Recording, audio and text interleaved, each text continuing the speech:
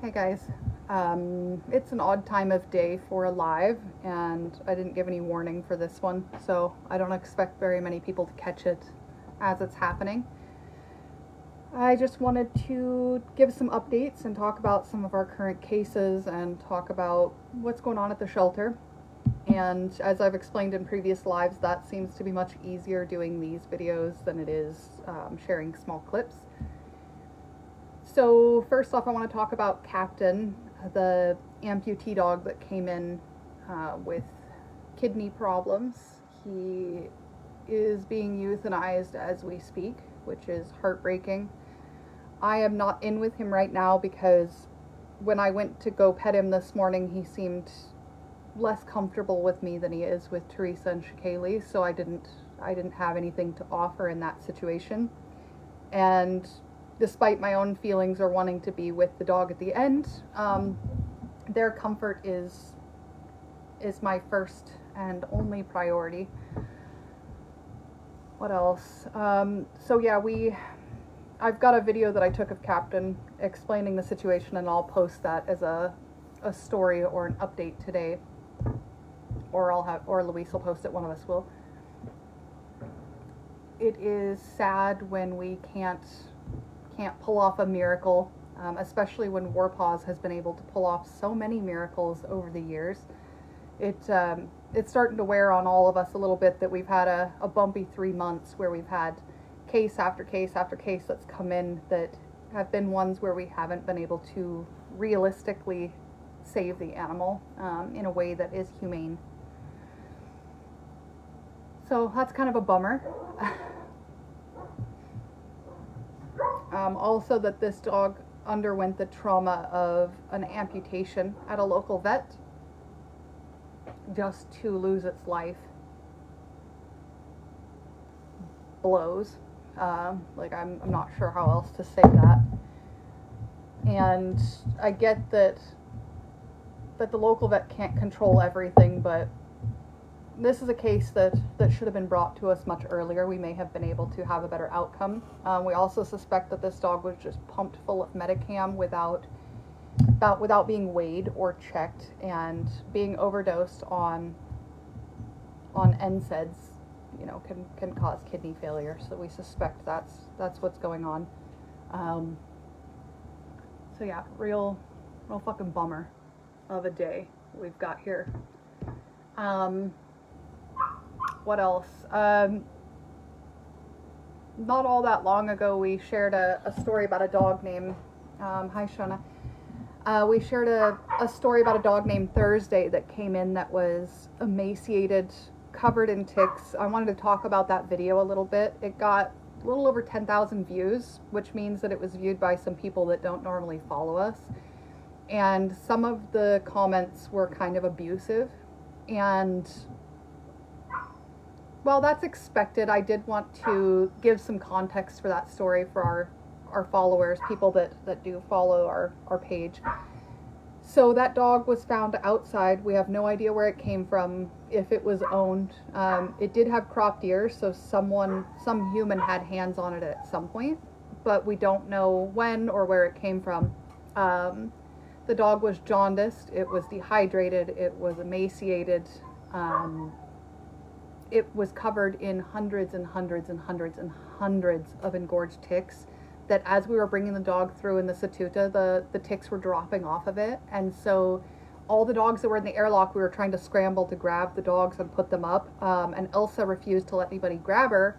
And then she goes over and tries to put herself up on the Satuta to check the new dog, that we have no idea if it has diseases and has ticks flopping off of it. So one of the staff reached over and went like this, like to tap her away. And people jumped in the comments of, oh, you're hitting these dogs.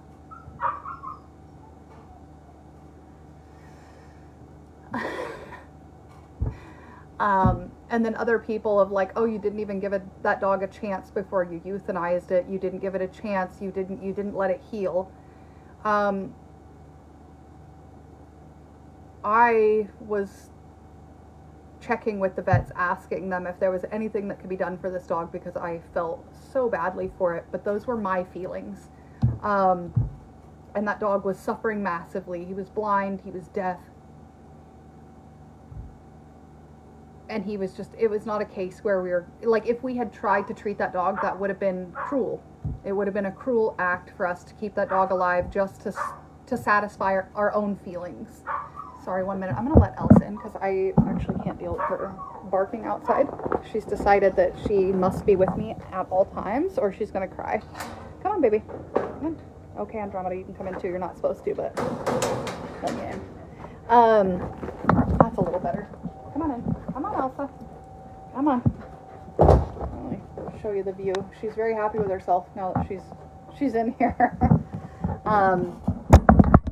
So yeah, that dog, Thursday, the one that came in, that we euthanized him the same day he came in, regardless of how anyone feels about it, it was the right call from a rescue standpoint, from a medical standpoint. And at the end of the day, we listen to our vets here when they make a recommendation, and it is going to be a licensed, qualified vet who makes these calls. So keyboard warriors and stuff are not going to stop us from doing what we should be doing the right thing for the dogs. What else? I just showed you guys Elsa. She is still wearing a cone because she got a stitch in her eyelid because she was a jerk with another dog around feeding time. So that's something else I wanted to talk to you guys about. I had said we were going to work on our shades as a matter of urgency, and then our portable generator broke, so it's in the shop, and we have 2 welding machines but only 1 portable generator. And we don't have a power source out in the driveway, so without that we have no way to weld out there, which means that welding work has not started. So we got a donation of some metal. You guys came through on the donations. Karen, absolutely the right thing to do for the poor wee dog. Yeah. Where is I at? Oh yeah, so we have not started any welding on the outside, the pool shades. They do have the cabins, and we've done what we can out there to provide some temporary shade. They've got some dog houses and other stuff. But until we get that portable generator back, we're kind of stuck. So in the meantime, I'm not going to not work on other projects. Like when that storm hit, we had kennels and stuff being built inside of the shelter for feeding so that we could prevent attacks like what happened to Elsa. People will look at our videos and say, oh, I see plenty of space. They will see 1 square centimeter that's not filled with dogs, and they're like, put another dog in it, without understanding that I'm not going to put dogs in a situation where they have to kill each other for food. We're not going to hoard animals here. We are not animal hoarders at Warpaws. Animal hoarding is a form of animal abuse, and we won't engage in it. But also the animals that we do have, it's been something that has been a project, an ongoing project for 5 years. When I started here, there were 51 dogs in just one section of the shelter. It has taken years for us to build out and adjust the shelter to suit the dogs that we already have. So I know that some people are frustrated that we haven't started the shades outside, even though I said we would, and that they see us welding on inside cages. But the fact of the matter is that I'm waiting on the portable generator to come back, and in the meantime, our guys need to keep working. And Elsa could have been killed during that feeding time bite. Thankfully, it was a small wound on her eyelid that took a single stitch to fix, but that could have gone very poorly, and highlights why we have to keep going with building our inside kennels. And I call them feeding kennels, but they also serve the purpose of when we have a storm, or let's say we have a group of people coming to visit the shelter, all the dogs are wound up. I will radio to the staff and tell them to go into lockdown, which means that they go through and they put dogs in kennels before all of the dogs have a chance to freak out and start fighting. If we have storms, if we have just anything where we think the dogs are at risk of fighting, we'll go into lockdown. We do it for feeding time, and then sometimes in the evenings dogs will go into their kennels, and they're quite spacious kennels. It's not a crate, it's a big kennel that the dogs have their own water pool, they have a bed, they have a water bucket, they have toys in there. So yeah, that's what we're working on inside. Also, you may have seen in some of our videos that I had a digger truck out here doing some groundwork. And you may ask yourself, why is she working on groundwork when there's no pool shades? Again, we have multiple projects going on at any given time, and I have to keep moving with the projects. Right now we are, like, the concrete trucks are waiting on us to say go. Heather, Oriana, you know what's best, or what needs doing out there, and we all support what you're doing. I appreciate it. Thank you. I do feel the need to address it though, and make sure that you guys understand my reasoning, because I am spending your guys' money. Like, you're donating, and then I am responsible for spending it appropriately. And I do think that you guys should be included in these things. Good morning, Oriana, and all the Warpaws team. What's the situation at the moment? Philippa, I'll get to that here shortly. I'm assuming you're talking about the situation between Israel and Iran. Under 2 minutes, and I'll get to that. Hey guys, can someone come? 1 second. So as I was saying, the groundwork we're doing is something that's been underway for months, where we have concrete trucks that are being donated, like the big rolling trucks full of concrete that are being donated for us to pour foundations and stuff. We're moving some of the staff cabins outside so that we can make more room inside the shelter, and so that we can accommodate more staffing in the future that can live on site, so that we can provide a safer environment for the dogs. So that's what's going on with the groundwork outside. We're not putting additional kennels or anything out there. It's going to be staff housing, so that we can clear up some more space inside and also accommodate more on-site staff. You guys, Andromeda, you're not even supposed to be in the office right now. I've been banned from having her in here because she's been having an attitude, and so she's diming me out right now. Hey. Okay, I'm putting her out. Come on, Andromeda. Oh. She's not even moving. These dogs listen to me about as well as my own dogs do. Okay, there's no point in that. She's firmly planted. Okay, so for the situation in the region, I'm trying to talk. No, she's not usually much of a barker either. So overnight we had more drones and bits like fall in the Erbil region. It 1 second, I'm gonna use the lead and I'm gonna take her out because I can't have you barking in here. Come on. Sure. Oh, no. Okay, you're never mind. Hey. Okay. Never mind. That did not go. 1 second.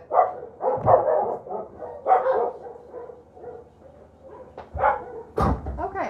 I very nearly had a fight in here in front of you guys. So Andromeda is not a fan of the lead. Working on it with her today. And when she got nervous and backed into Queen tried to correct her. Now they're all outside of the office barking. Let me show you guys. I'll be around. So, yeah. They're all pissed that they're not in here. Okay, so the situation, most of the fighting is going on at night between Israel and Iran. So, if anything happens, we'll most likely be sleeping for it. Which I guess is a blessing. Every one of us hopes that we go in our sleep, right?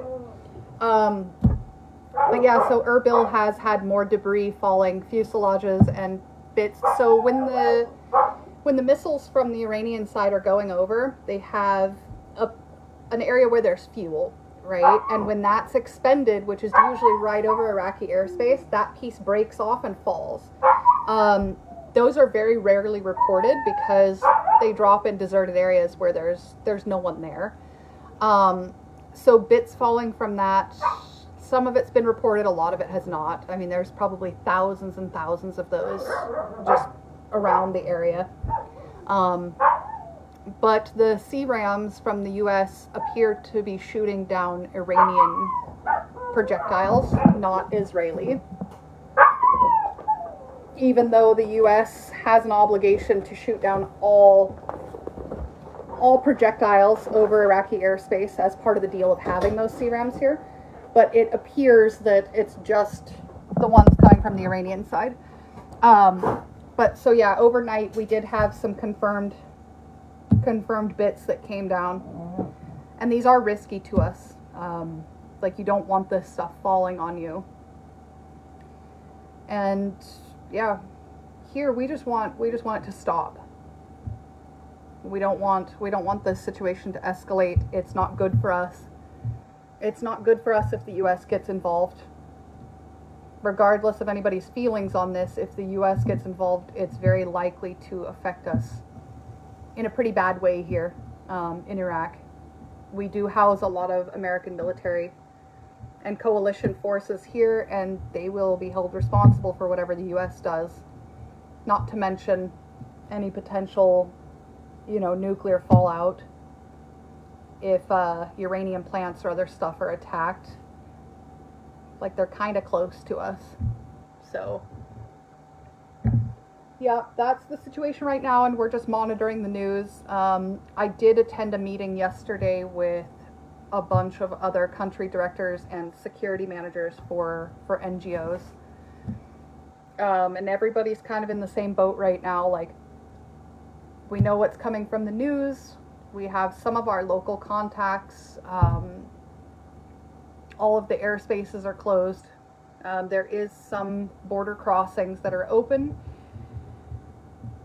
but people are waiting between 6 and 36 hours to get through the crossings, and you have to have visas to get into most of these places. So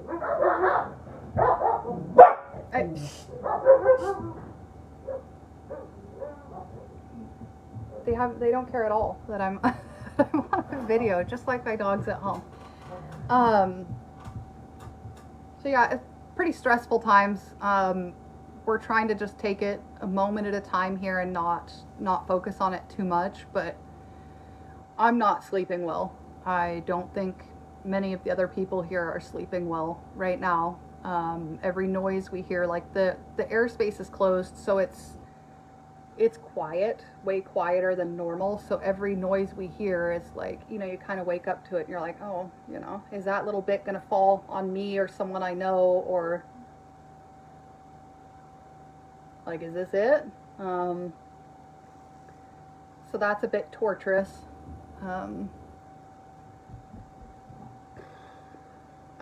We saw a notice go out from the governor here in Erbil talking about price gouging and warning, like he was sending out a warning to like the markets not to do it. They're probably still going to do that. I'm going to go out shortly after we get off this live, and I'm going to go out and have a look in our food room and see if there's any space at all to stuff even one more bag of rice in there, and I'm going to order as much as I can fit in there. We just topped up our diesel fuel on the 18th. Anytime it gets under 3/4 of a tank, we'll call for another delivery, even if we pay more. We're still carrying on somewhat business as usual, but we're trying to do stuff that doesn't take a ton of resources right now, so that we have resources for emergencies. Like, we really don't know what's going to happen, so we're trying to hold on to things like saline, like our injectable saline, isoflurane, propofol, our pain medication, things that we might need if any of our dogs get caught up in a bombardment. Which it's been years since before I started here, since we had a dog that was hurt as an active, like in an active war or an attack, and that was Lolly. I'm not sure if any of you remember her story, but she was found outside completely burned. Like, she was only recognizable from her microchip when she was scanned. And that was a mortar that was intended for the military base that accidentally fell here, and she was caught up in that and burned. It was horrific, and she did survive. She was sent to the UK. She now lives a good life there, but even one case like that takes an obscene amount of resources from us to deal with the eye wounds and the burns and the, so we're trying to hoard our medical supplies right now in case we need them for major emergencies like that. Philippa, very scary. Yeah, it is. It's pretty scary. Lou, I'll never forget Lolly. Yeah, Lolly was a very disturbing case. One of the worst that our shelter has ever seen, and that's saying a lot. Like the videos of her eyes and stuff, just, I would say her and Pride, Bora, these are some of our worst cases, but Lolly was a nasty one. That was a bad one. But so we think about that kind of stuff when we're scheduling surgeries and whatnot is, you know, how much we have a lot of supplies right now, but it's not a lot of supplies if we have 1 or 2 bad cases. Louise, Lolly underwent about 6 weeks of very intensive care after she was burned. Yeah, and the care didn't stop at 6 weeks. That was just the intensive care where it took a lot of resources, human and financial, to treat her. And that was in this very building where the office is now. Looks like a bit of a mess in here right now, but this used to be our clinic. It used to be the clinic / office / storage. It had this disgusting, like, soft floor in here and bad lighting, and it was not good. I feel like I'm all over the place constantly right now. But yeah, so we're kind of hoarding our supplies right now.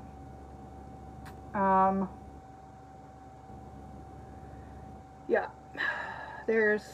when I talked to the other country directors of the NGOs, no one really had much of a better idea than I did. I did a fair bit of talking during the meeting because I had some stuff to contribute. I've been here a really long time. There were a few local country directors that were obviously really well informed, and like they've lived through many different, you know, crises here. But a lot of the foreign ones, you know, they come in for 6 months and then leave, or, you know, they're very new to the country, and I've been here 7 years. So, Helen, can you get drugs in right now? So, I'll be very straight with you guys. I just ordered some drugs, and when they arrived, they were very clearly counterfeit, so I will be returning those. Which is not something that I will accept. Like, we're a registered clinic. We are not some, you know, unregistered thing. Like, we have license for all of the stuff that we're using, and like, I'm not going to accept counterfeit drugs. So those are going to get returned, and if they don't return them, I will be reporting them. So yes, we can get drugs, but right now, given the current situation, if I'm not physically here to check them when they come in, we could be stuck with stuff that's not legitimate. Like, it has to have the holographic, like, sticker over the end of the box that marks that the KRG has authenticated it. So yes and no, we can get drugs. Whether or not it's going to be what we need, don't know. But yeah, we will not be using anything that is not authentic, and that I have not checked. Hi Arshad, good morning. Give the kids a hug for me. Oh, and tell Fatma I saw her drawing on the whiteboard. I love it. It's one of Hader's cousins that's commenting on there. Him and his family were up visiting actually when all of this broke out. That's who I was with when we had to cut our vacation short and all go home. My husband had to go back to work. It was a whole thing. Dr. Harvey, Lou is sharing she's got the link shared in the comments. That's the original story on Lolly. If you guys want to have a look at that, it was pretty rough. What else? I'm trying to think of what else we've got going on. We're getting a little bit low on mange treatments. We've got Dr. Ali out at the land shelter today. You guys might remember we sent the team out there to treat all of those mange dogs. So he's gone back out today. He's been out there since 5 o'clock this morning, or 5:30 this morning with the owner of the shelter this time. And he is trying to convince them to euthanize the dogs that desperately need to be euthanized. And I'll put together a video to share with you guys. We cooked a double batch of dog food last night, and we sent half of it this morning out to that shelter because we're not going out there empty-handed without food. Like, the dogs are hungry, we can't do it. And we also sent out a ton of mange treatments, which those were generously donated to us by WVS, and we have used, like, I think well over 1,000 doses of mange treatment this year, which is extraordinary. And we've helped a lot of dogs, but now we're getting down to the last doses, so now we're going to have to start being mindful of what we're treating. And it might mean that we don't take on real severe cases like we have been before, because we're going to be down to using, you know, bad quality, like local stuff like ivermectin to treat, which is daily, and it's miserable for the dogs. So we're working on trying to find like a wholesaler or somewhere where we can get another big batch donated of mange treatments. We have thousands and thousands and thousands of doses of flea and tick stuff coming in, which we're incredibly grateful for. And we will be putting those on every dog we can get our hands on. It's also a 3-month treatment, which is excellent. But mange still remains a problem here. Any citizen that wants to get out of Iraq can leave through Turkey, for those who are asking. Yeah, Arshad, I talked to the other NGOs yesterday about that. Most people are thinking about taking the land border. If they're going to escape, they're going to go through the land border and then go to, I don't know if it's Gaziantep or Sarnak, I'm not sure, but they're going to try and get flights from there. But anyone that is wanting to leave can expect like really long waits at the border, so make sure to bring food and water with you, and try to get your visas in advance, and know that the embassies are overwhelmed right now, so getting visas is taking quite a while. We also talked about the fact that there's roads going into Saudi and Jordan, but both of those are problematic and are only open, like the roads are only open during the daytime. And then of course, you know, there's some people that can go through Basra and go into like Kuwait and whatnot. None of those options sound real exciting to me. The other countries that we share land borders with are Iran and Syria, so neither one of those is going to be an option for us to send people out through. Me personally, I will not be evacuating under any circumstance. I've said it before and I'll say it again. I've got family here. Iraq is home for me and has been for the past 7 years. It's as much home as any other place that I've ever lived. I would never, like, even if I didn't have human family here, which I do, I have these dogs, and I would never leave and abandon them. And this is not like Afghanistan or Ukraine, where there's an evacuation plan or it's a localized thing. Like with Afghanistan, everyone was in a panic to get out because the US was leaving, but there was places to go, right? And with Ukraine, you know, there's neighboring countries with land borders that were safe enough to go, you know, transport dogs into, and that were not terribly problematic to move animals into. This is not the case here. Moving dogs out of Iraq is a lengthy process which requires government paperwork that we couldn't reasonably get for all of our animals. Arshad, you are our family. This is Hader's cousin commenting. I know I'm family, and you guys are family too. I'm not going anywhere. So yeah, also I've mentioned it before, but my little brother moved here, I think it's over 2 years ago now. He's married now and has a baby here. He's not leaving. I'm not leaving. My dogs are here. My husband is here. My husband's extended family, who are all my family, are here. The dogs are here. Like, I've got a million reasons to stay, and I'm not going anywhere. So For the people that are messaging me asking me if I'm going to evacuate, I'm not.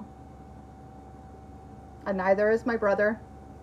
A lot of our staff here, this was something that was brought up at that meeting yesterday. Everyone was kind of reminding each other not to abandon their local national staff or their staff that are from countries that don't have very strong passports.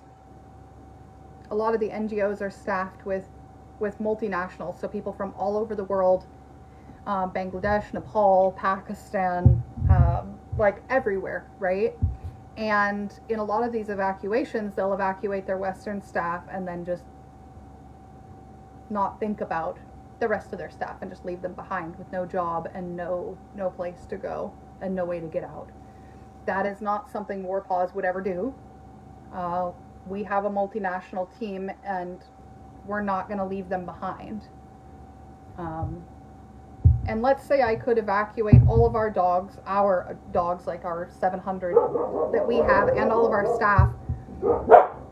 I still wouldn't do it because we're the only source of like quality veterinary care in the area.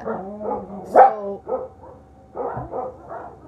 like we would just be abandoning a lot of animals that are going to need our help in the near future, especially if war breaks out here in the region. It's broken out in the region, but if it spills into Iraq. And this is what WarPaws does. This is our mission, is helping animals in war zones. So we're not going to step out when a new war breaks out where we're already at. So, yeah. That's that.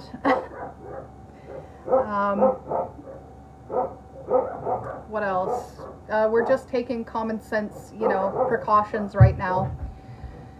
We've all canceled our routine, like, holiday stuff where we may have been going outside of the city. We're not doing that right now. We'd like them all, everybody on one side of the checkpoints so that we're together as a group. Sorry for the barking. The dogs are being butts as the clinic's bringing animals through the airlock treatment.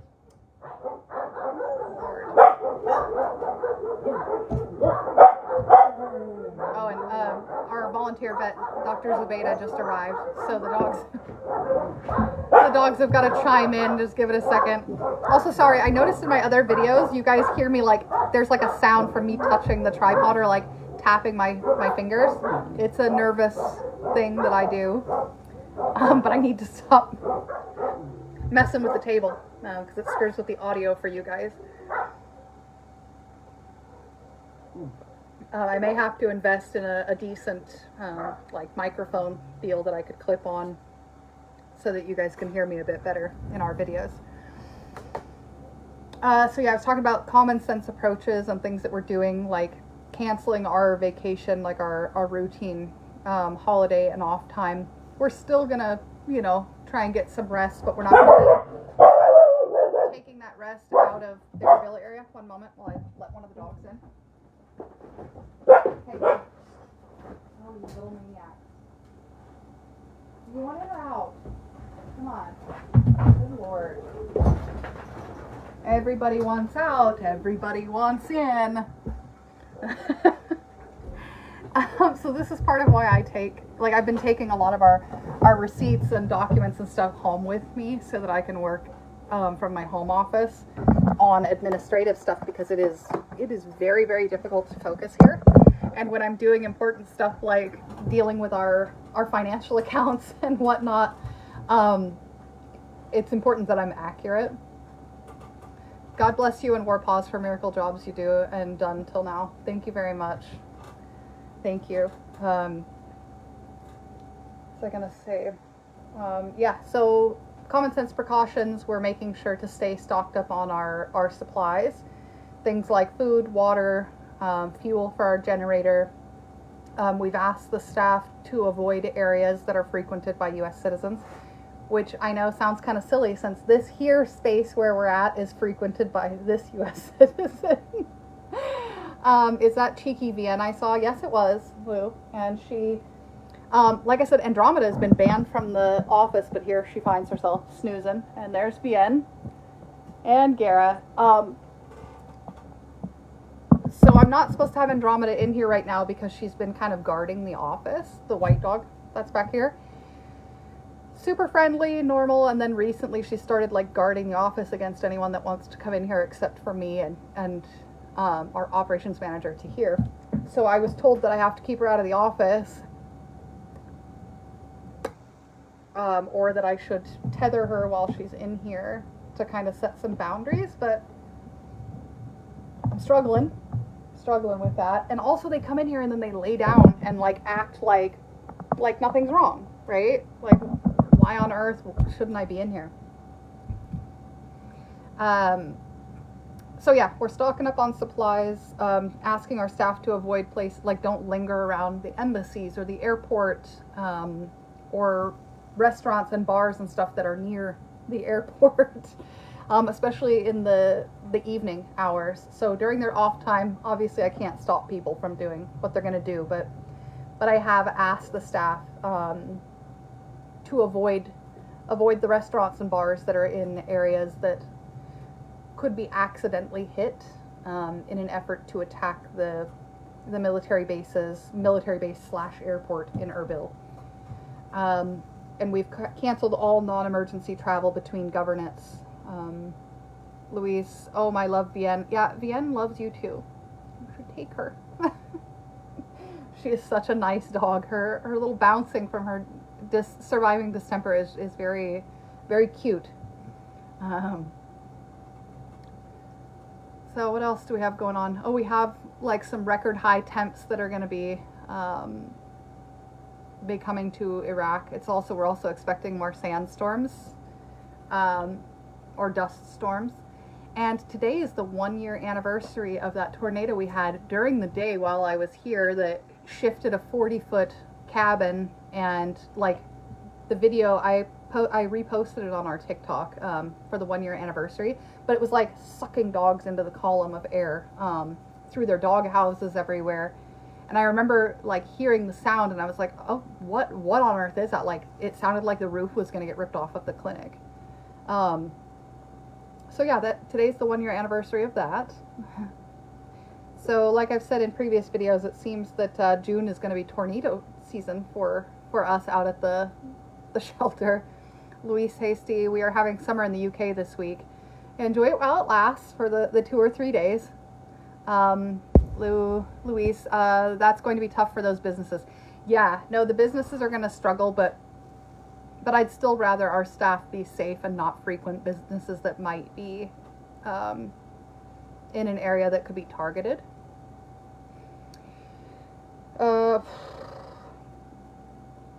Also,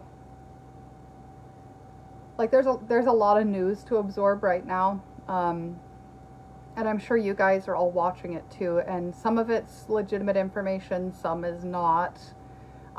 Most of it is very biased one way or another, but there's some stuff that's going on that's leading me to believe that there are going to be actors that are going to take advantage of the chaos of war to try and seize land from one group or another.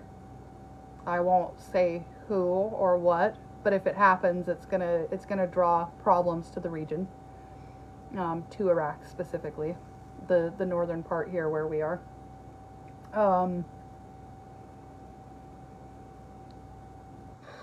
You'd think we would have learned our lessons with Iraq, as Westerners. When I say we, like getting drawn into wars and trying to force regime changes leads to instability, which brings about terror groups and gangs.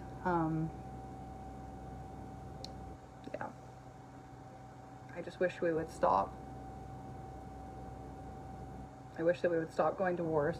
Like, going to war, it's exhausting. Might put me out of a job, might put War Paws out of a job, but I'd rather that than to continue to see innocent life lost over and over and over again.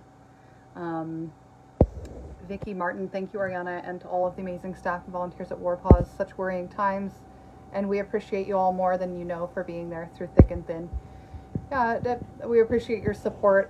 It's your guys' support and being with us on this is more important than we can describe.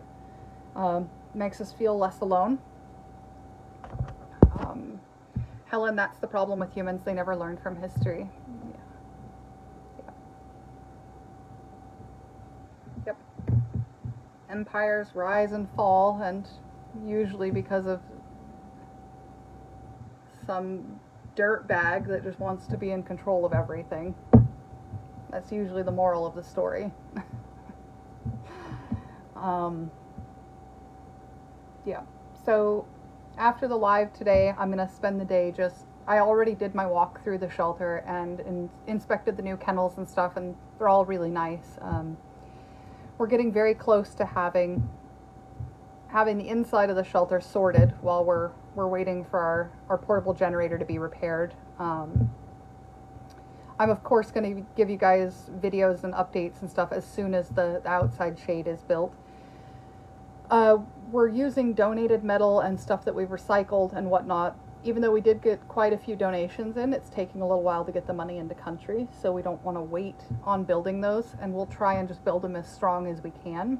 And then we can add to them later. We are going to be using corrugated metal panels on the roof instead of the fabric. And then we rented a tool, which paying for a daily rental when I don't have the generator here, because we weren't expecting the generator to be out, and we needed the digger, the hydraulic digger, because the ground out here is so hard. So we're trying to dig down deep enough and put concrete and stuff around the base of the pipes. That helps a bit, but you may have noticed in our video after the tornado that the pipes were bent right at the ground. So ideally we'd have really big pipes, or we'd have concrete pillars. And I'm thinking maybe we'll build concrete pillars around the pipes later when we have time. And that's one of our issues here, is that we're always just scrambling to fix stuff because it's an urgent need, and then we may not build it as nicely as we would like. And we can't get contractors usually to come out here and work around all the dogs, because it takes the dogs a little while to settle when new people are out here, and people are scared, and it's hundreds of dogs. Even for a Westerner, when I come out here, I love dogs, I'm used to being around them, and I got out of the car and I was like, oh, that's an awful lot of dogs barking at me, 40, 50, surrounding my car. So it's difficult to get people to come out here and then be able to focus on their job while there's dogs barking at them and stuff. So it's slow going outside on that, and then we end up relying on our teams who have been working through their off time. So everybody's getting pretty tired, and during the very hottest part of the year here. Yeah. We entered this summer with me thinking oh, thank God we're coming into it with what we need this year.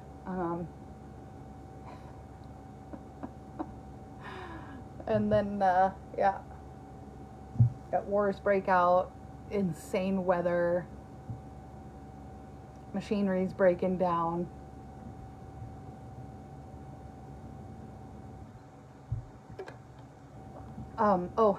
We're also going to see a surge in pets left behind, owned pets here.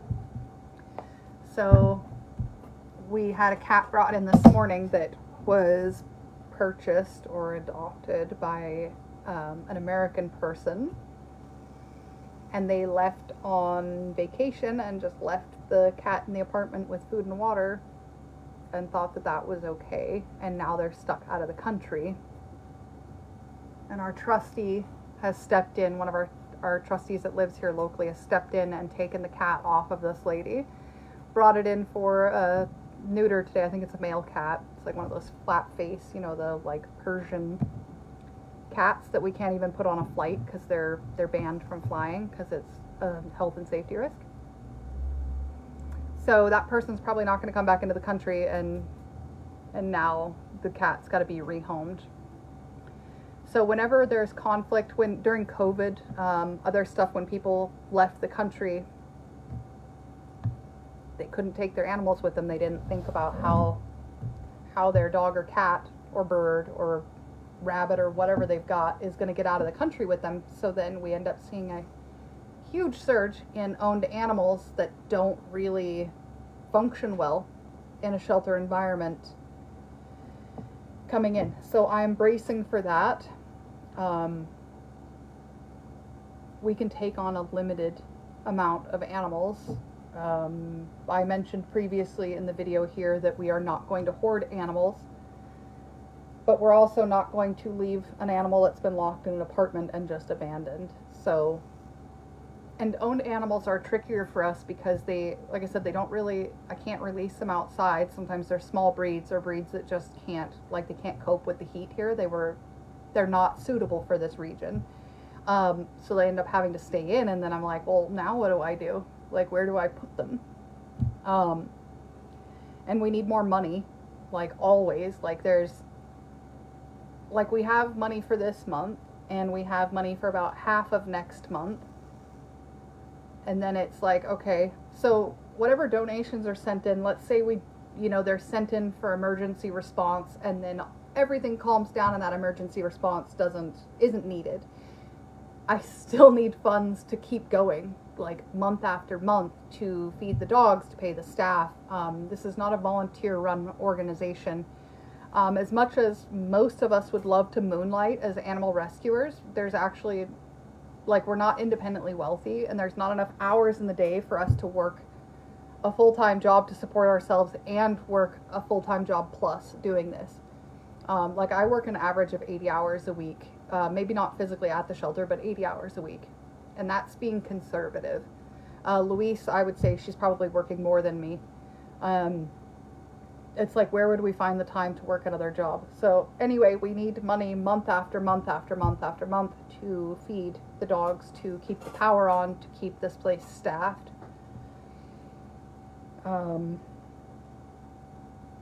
And I know that a lot of people like myself who are in helping professions, it's like, you're expected to just do it for the love of it. But I'm not going to be much use to anybody if I starve to death. So yeah, if you're worried about donating for emergency response and maybe it won't be used on the emergency response, please know that we'll have another emergency next week, next month. All of that money will be used to support the shelter in one way or another. It always is. And if you're thinking about donating, you can do that through My Giving Circle. We get the money, it's on like a rolling basis. Like, they don't make us wait till the end of the thing, the 3 month or the quarter or whatever, to get the money. It just comes on a rolling basis in. So that money is spent as it hits our account for shipping in supplies, for buying rice, for paying for generator diesel, for paying for meds that we go through. And we go through an obscene amount of things like antibiotics here. Things like probiotics, saline, which we make our own saline for flushing wounds, but for other things we do need sterile saline. And it's like $2,500 a bottle, which is like $1.75 or something a bottle, and we'll go through 10 bottles a day. We also have to feed our staff, which is something that I know is controversial, and people are like, well, they should feed themselves. There's no markets out here, guys. Like, we're quite far away from civilization, and not everybody, most people actually don't have a vehicle to get back and forth. And then we don't pay rock star wages, so we do provide some staff food, basic things like rice, water, cooking oil, sugar, coffee, tea, and then they get a stipend for some of their other shopping. So yeah, this operation is not cheap to run, and to run it appropriately. So I mentioned that Dr. Ollie is at that other shelter today, helping to treat those dogs and stuff. They're a good example of, they've got really good intentions over there, but they've got one staff member who lives nearby and who comes once a day to feed and water the dogs and to work on small projects and stuff, and then there's no management. So there's no one overseeing if the dogs are being fed appropriately, if the food is being spread out enough. There's food being put down, but only the strongest dogs can eat it, and then the rest are just going to starve to death. That is not something we do here at Warpaws, and that is thanks to our staffing and management. People will come here and they're like, oh, you seem really high strung, or, you micromanage. That's something that words get that get thrown around a lot, but they don't see that if we're not watching everything all the time, and if our staff aren't being supported all the time, that things fall through the cracks, and they're small mistakes with huge consequences. And I would say that even one dog starving on our watch would be unacceptable. So, Anna Presswell, can you get students to up your presence on social media? Some TikTok gurus make a fortune with short clips. I wish, yeah. I'm always open to people wanting to help us increase our social media presence. Right now, it's pretty much just me and Luis. And on my own TikTok, on my personal one, I have like 25,000 followers, mostly local. I haven't been posting on there much, so I'm not sure how long that account's going to stay relevant. But yeah, no, I wish we could get people to help us up our social media presence. Oh, haters commenting. That's my husband, by the way, guys. Hi, baby. Miss you. Let's see. Did I miss any other comments? No, I haven't missed anything. Good. What else? What was I talking about? Oh, the management of this shelter. So this place runs so well in comparison to other places because we are on it all the time, and because Luis and I are overseeing every aspect of this place. And we do have, we have an operations supervisor, and we have an operations manager, and we have, we do have a chain of command for management here, but that still requires me to come in physically and look, and just to make sure that nothing, a dog could have knocked over its water bucket while it's locked in a kennel in 50-degree heat. And maybe the staff just went through and refilled that bucket, but I still need to go through and make sure that every single dog has water, that there's not a broken latch on a kennel, because that could get a dog killed. So we're all having to look constantly at the situation here. Excuse me. So a reduction in staffing is not an option. We're not overstaffed for the amount of dogs we have. We're staffed perfectly. Oh, I see my husband sent us some stars. Thanks, honey. Yeah.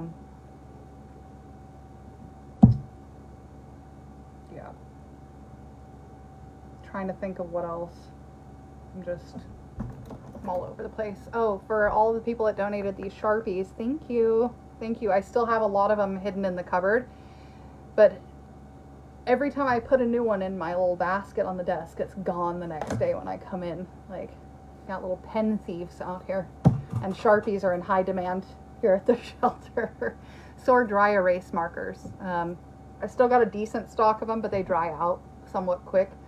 So yeah, if you guys, I may add some dry erase markers to our Amazon wish list, because we need them constantly for marking all of the boards. When you walk into a section, there's a whiteboard that we've made that has the names of all the dogs in the section, because we have to change it, as dogs move. And then we leave notes for each other all over the place. All the kennels are marked up with whiteboard markers.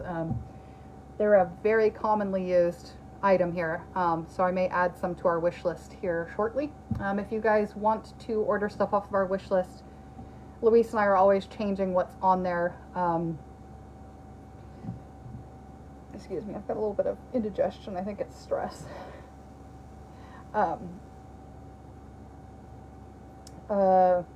What did we add onto there recently?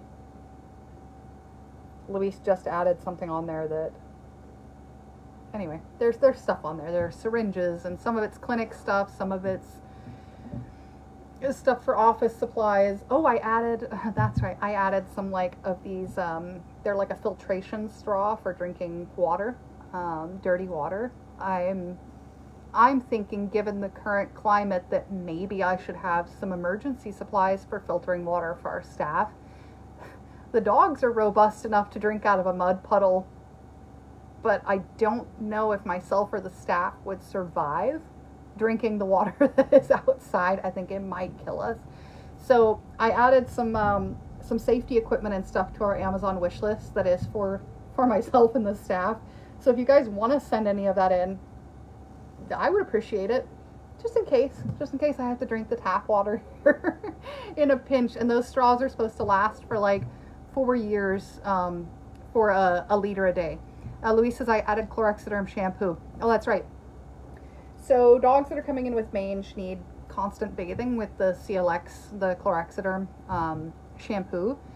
And we've gone through an absurd amount in the last couple of months. So we've added that to the wish list again. And there's some toys and stuff, and then provided that the airports aren't closed, Marmalade and Noir are scheduled to leave in just a few weeks. So we'll be refreshing the catio with new furniture and whatnot. Someone already purchased the cat tree. Thank you to whoever did that. It's greatly appreciated. So that the next batch of cats can have some stuff of their own that Marmalade and Noir have not destroyed. Helen, how long does it take for you to receive items bought from your wish list? Good question. So it gets to Louise in a matter of days, and then she boxes it all up. It takes her a couple of days because it's a lot for her to package. And she also on our wish list, there's packing tape and like pallet wrap, and we need a ton of that. So please do donate some of that as well if you guys can. So a couple of days, sometimes same day, depending on the shipping option you choose from Amazon, that it will get to Louise in the UK. Then she'll package it all up as quickly as she can, and then she'll take it to Shaw Post, and then it usually takes an average of 2 weeks by the time that she drops it off for it to get to us. Now, because we have stuff coming on a rolling basis, I usually get 1 shipment a week. Right now we're overdue, I think, for a shipment, so it should be arriving anytime. I'm guessing there's some delays at the border. But yeah, 2 weeks usually from the time you order something for us until it actually reaches me, somewhere around 2 weeks. If it's a more urgent item, Louise will get that shipped as a matter of priority. But yeah, so you'll also see us add stuff to the wish list, and you're like, oh, I thought you just had that on there. And I may have, but I may see that we only have a month's supply left. So I'm trying to keep it coming in on a rolling basis. We haven't added pee pads in a long time, but pee pads are something that we constantly need. And I need to go in and check our stock today because I don't know how we're doing on those. So nitrile gloves, pee pads, syringes, and we like the Terumo or Thermo, I don't know how you pronounce it, but we like those ones. The medicated shampoos, I'm trying to think of other things. Sometimes you'll see us put wound care gel or veterinary lubricant or other stuff on that list. It doesn't mean that we didn't get your recent shipment. It just means that I might see that we're like within a month or 2 of running out. So I want to start getting the stuff shipped to Louise because I know it takes about 2 weeks to get here. Hader, you are an amazing team. I love that I have such a supportive husband. It's nice. Thank you, dear, for commenting. He's a big fan of our work out here. My number 1 supporter. Shukran Hayati.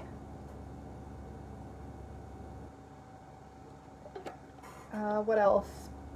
Recently we got some slip leads donated off the Amazon wish list. I'm looking forward to those arriving. They're something that we use daily here to move dogs between kennels and whatnot.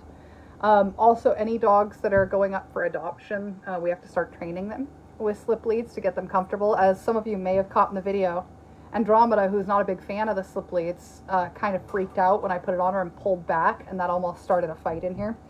So if we have enough leads, we get the staff out there kind of desensitizing them, like, we'll brush it up against their neck for a bit to get them used to this being near them, and then we start by slowly slipping it on them, and then, handing treats and whatnot. So also when we ship dogs out of the country, each one goes with one of these so that when they're at the airport, they're wearing their harness, but they also have a slip lead on with a stopper, because dogs freak out at airports and in transit, and we are not going to lose one of our Warpaws dogs.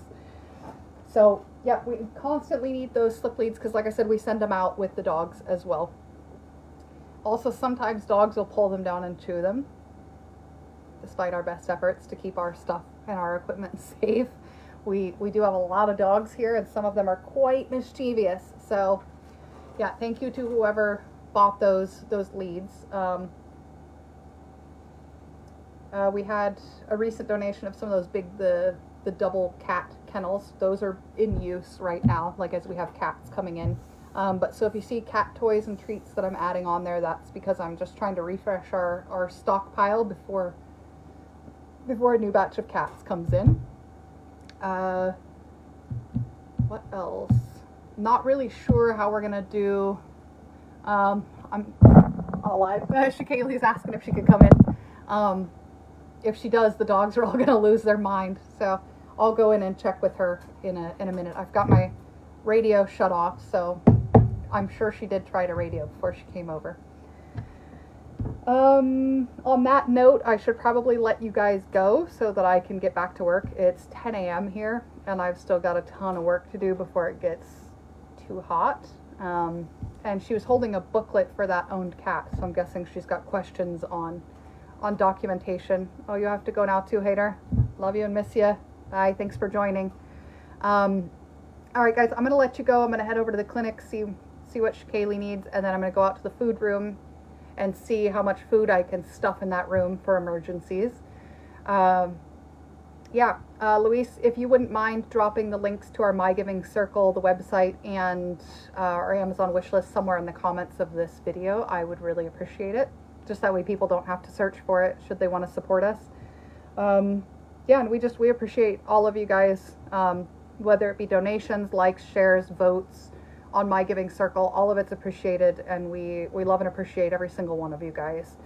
Thank you so much, and I will talk to you guys later. Bye.